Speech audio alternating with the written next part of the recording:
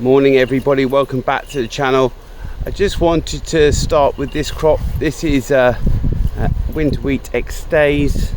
It follows our failed spring oats last year.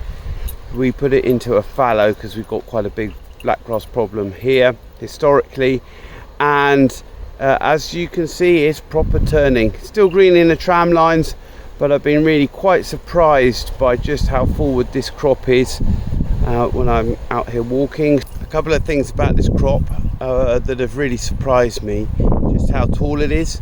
It's well up around hip height. Still on the headland here, but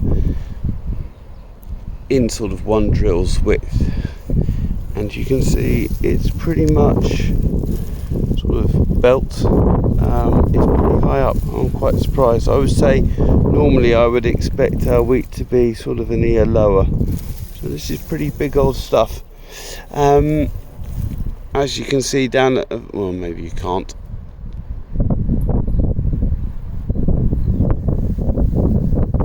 This is surrounded by a bypass or planned road,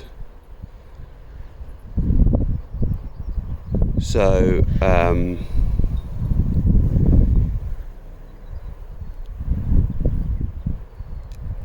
there is a significant amount of development pressure on this field, so I am considering selling the straw for this, just because I'm not sure how many more years it will be in production.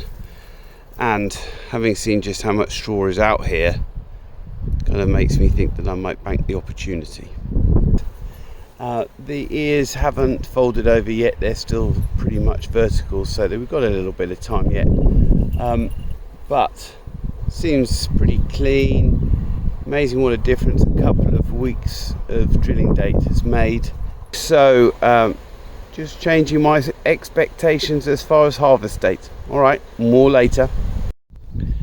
So following up on those comments from the judging of this spring wheat crop, I just thought we'd grab a square, take a head count here and next door, this field being cultivated, next door no cultivations, and maybe compare it to a field of the low input spring wheat and just get a head count across the three fields and see sort of what difference we're looking at.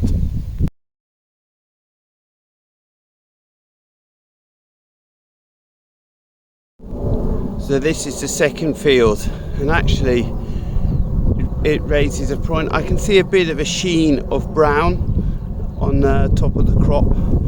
It's not a particularly black grass field, so having a look, it seems to be a bit of yellow rust coming into the crop.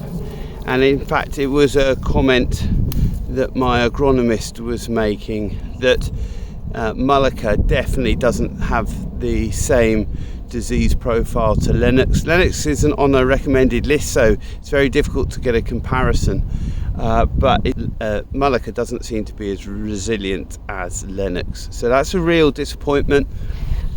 We had a chat about other varieties. Doesn't really seem to be any other group ones. The reason we're concentrating on group ones in this spring slot is because on the heavy land, certainly it enables us to get milling spec where we wouldn't normally with the winter wheat, so a real advantage. But anyway, taking a picture, counts on its way.